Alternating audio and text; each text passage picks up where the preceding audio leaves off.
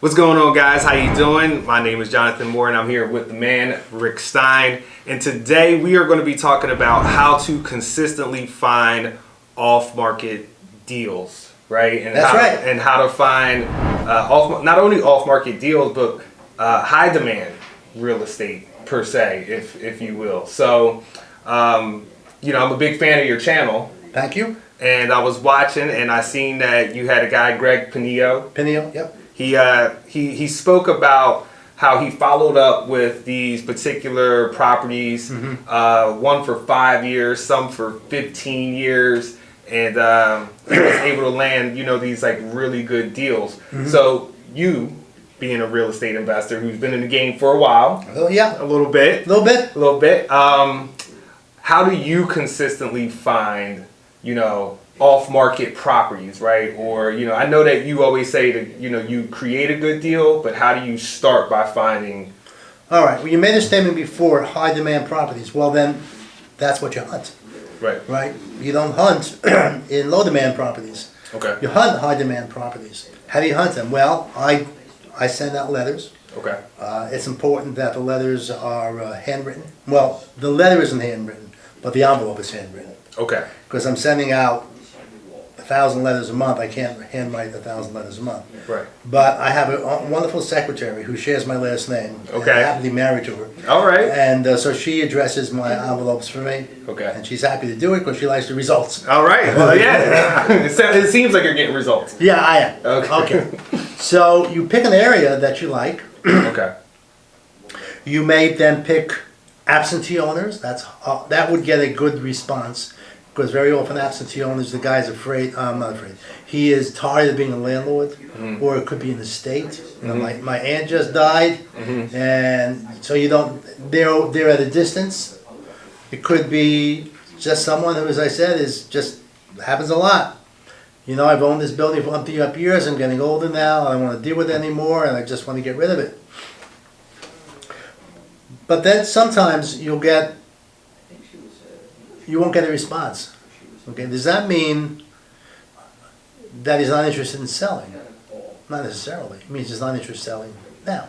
Okay. So when I do get a no, no, I got your letter, I'm not interested in selling. Okay, that's fine. I'll follow up with you in 6 months. Because life changes, doesn't it? Well, yes. It does, okay. It does. So to me, a no is not a no. It's a not yet. Okay. Not now. Now, it may never turn into a yes, but sometimes it does. So I know where I send my letters. I have maybe 6 or 7 areas. And what I do is I recycle them. So we get done with one batch, and I have a date when my wife writes on the last day we sent them out. Okay. So they're getting, I'll go to the next one. So in general, each area is getting a letter once a quarter. Okay. All right. All right. Now, occasionally, I'll get, don't you ever send me another letter. All right. All right. All right, then you have to accept that. Right. If that bothers you and you can't take that, you're in the wrong game. Okay. Period, okay? All right. You gotta have a thick skin to be in this business. Okay. It's not for wimps. All right. All It right. simply is not. All Right. But sometimes you'll get a call. Rick, you've been sending me letters for a while now. I wasn't ready. Now I am. And one such call I got was for a property in Willingboro, Okay. which I should be closing on next month, which is December.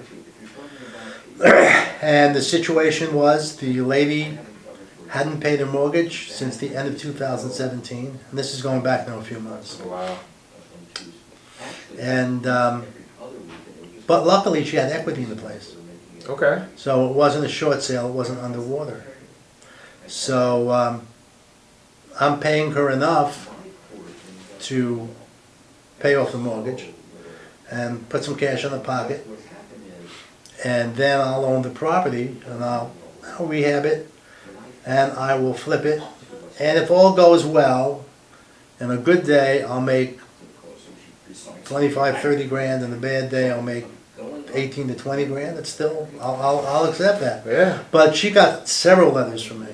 Okay. And what she was doing was she was in denial. So when she got, in fact I said that one, I said, so may I see your last statement from the bank so I know what you owe? I've just been throwing them out. I don't like bad news. I haven't opened one up since the end of 2017. Wow. Oh dear. Well, don't fill the next one out. Right. I need to know. Right. All right. Yeah. So I should be closing on that hopefully next month. Or what I might do is simply wholesale it Okay. because my contract is assignable. All right. So the contract says the purchaser of his RLS properties and or assigns. So she's moving out in about a week or so. And then I'm going to have some people who say, well, let me take a look at it once she's out. Okay. Because she's been reluctant to let people in. She's a single older lady living. I said, all right, then I get it. Yeah. So once she's out, I said to her, listen, you move out, I need a copy of the key. Okay. So then I may wholesale it for like a $10,000 assignment fee and just save myself some time and heavy lifting and be happy with that, pay the 10 grand and move on. Right. Or if I can't do that, I'll flip it. Okay. Okay. But is she winning? Yeah, she's avoiding a foreclosure. Yeah. She is winning. Okay. Sure. Now her credit is shot. I Yeah. can't help that. No. But she's avoiding a foreclosure and she's getting some money. Right. If she let the property be foreclosed, she would wind up with nothing. And then eventually she would be evicted and she'd have a foreclosure and an eviction against her. Wow. So So you're really helping her. Well, that's what you try to do. Right. You're trying to find out what the person's pain is. Right. And then you try to ease their pain. You try to create a win-win. You know, what are their goals? What are they trying to do? Here's a plan that will do what you want it to do. And of course, it has to be a win for me too, right? Right. I'm not a nonprofit, at least I try not to be. Right. I'm not Right. the American Red Cross, I'm not Habitat for Humanity and social services. I'm a Right. business and businesses to exist have to make money. Absolutely. But I don't want to take advantage of people. Right. All right, so, like on Arlington, I paid market value for it, but great financing. Okay. So, now, when we were just at Arlington, we just came from there, didn't we, John? Yes. I was there a little bit earlier.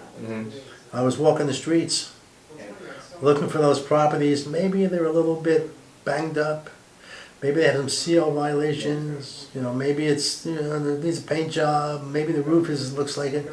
I wrote down the addresses. I'm gonna send them personal notes. Okay. Hey, I was walking down the street. I'm buying the property at 34 Arlington. Just thinking if maybe you're thinking of selling. I'd like to talk to you. I'd like to make you an offer. I'll handwrite the note. 5 or 6 of them. Send them out today. You never know. Wow. Right? Now, can I ask you a quick question? You can ask me a quick question, a slow question, what kind of question you want to ask me?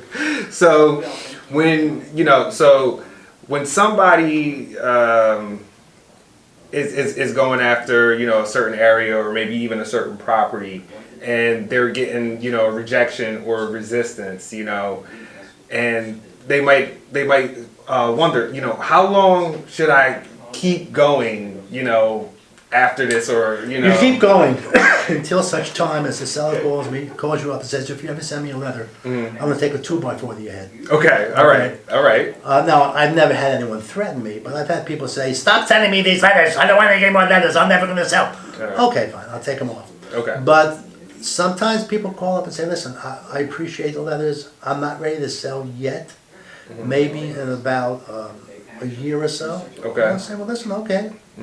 Then I'll write them a personal note. Right. I never got my letter. Hey, nice talking to you today. Now, another possibility, if they're not ready for sale for yet, is buy it on an option. Okay. All right. So, want to sell? Here's the price I'm willing to pay you, and there's an option. And in about a year from now, I can decide whether I want to go ahead with it or not. But if I do, you got a deal. Okay. So there's all kinds of possibilities. Again, I've said it 1,000 times because this is what I've been taught. It's all about the financing. Right. Financing makes or breaks the deal. Right.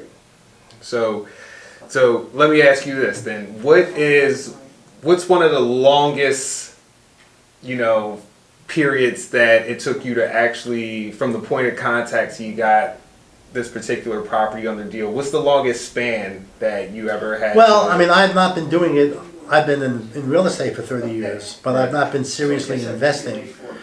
I started about 8 years ago. Okay. Seriously. I had done a few properties before then, but when I got into my late 50s, I realized that unless I did something, I'd never retire. Oh, okay. And I want to walk away from my brokerage job when I'm still healthy enough to enjoy my life. Right. I can take my bride and we can go here and go there and do other things. Right. I don't want to be on a walker saying to someone, "This is the bathroom." Right. I don't want to do that. Right. So I realized I had to do something. And what do I know how to do? Real estate. Right. I don't understand the stock market.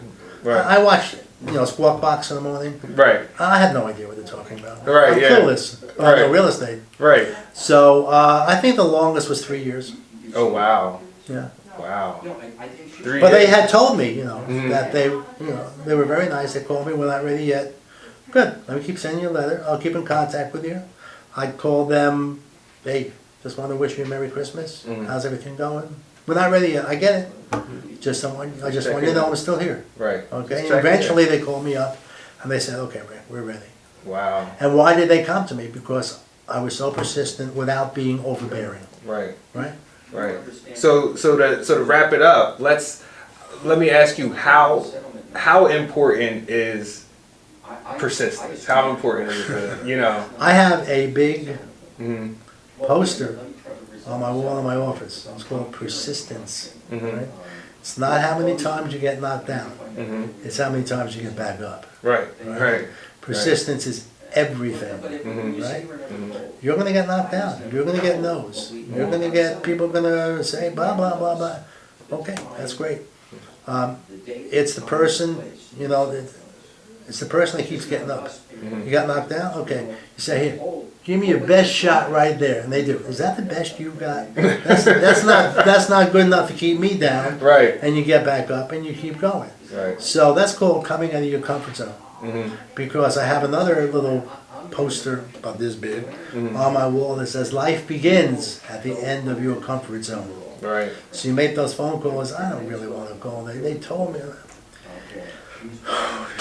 "Hey, it's Rick. How you doing?" And when you find out when you do that, they're not really giving you a little resistance. "Hey, Rick, how you doing? Listen, I just wanted to call to wish you a happy birthday, Merry Christmas, or how the soccer game go, or whatever it is." Right. Yeah. And they say, "It was really nice of you to call, Rick. We're not ready yet." I know.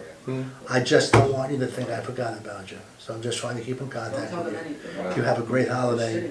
I'll call you in 3 months, 4 months. And sometimes they'll call you back. "Rick, this happened.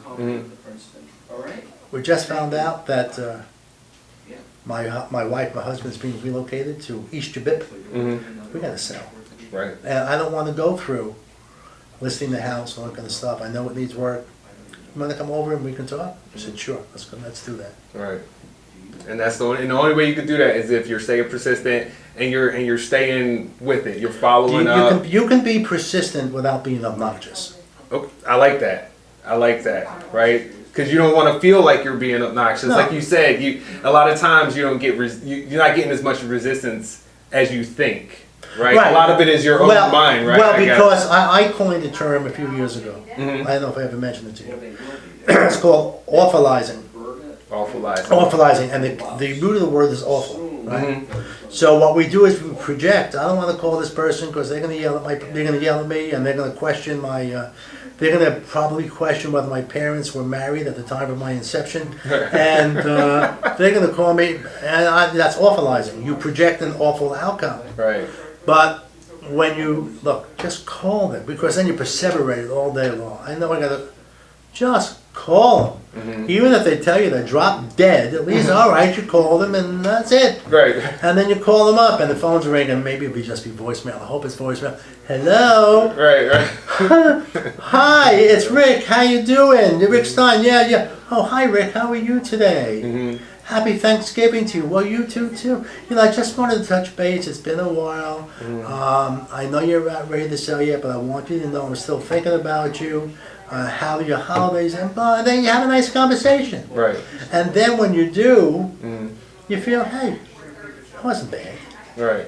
I mean, very rarely is someone going to, and my way I feel, if I call somebody up, or if I send out a letter and they call me and give me hell, that's them. Right. I sent out a very professional letter. Right. It said, if you are thinking of selling, call me. Mm-hmm. Right? It was really a professional letter. Right. If I leave a voicemail, it's very professional. It's not threatening at all. If they call me up with an attitude, that's them. That's Right. not me. Right. Yeah. They have a character flaw. I don't. Right. Right. So I guess the takeaways is that it's not ever as awful as you think. Whether you're getting Very, a no very, or whether, very rarely. Mm-hmm. But I also believe in something else. Mm-hmm. And that is, it's called success upon delivery. Mm-hmm. And that means that I was successful because I made the call, regardless of the results. Right. Right? If I know I'm going to call 5 people today, follow up on 5 people today, and 5 people tell me no, I was still successful because I had to call 5 people today, Right. and I called 5 people today. Right. So therefore, I could feel good about myself. I did what I was supposed to do, as opposed to, well, you know, I'm going to awfulize and I'm not going to go Right. there. Then how do you feel? You feel not so good about yourself, right? Right. Okay. Yeah. So I find that when I awfulize, I do, Mm-hmm. but I make the call anyway.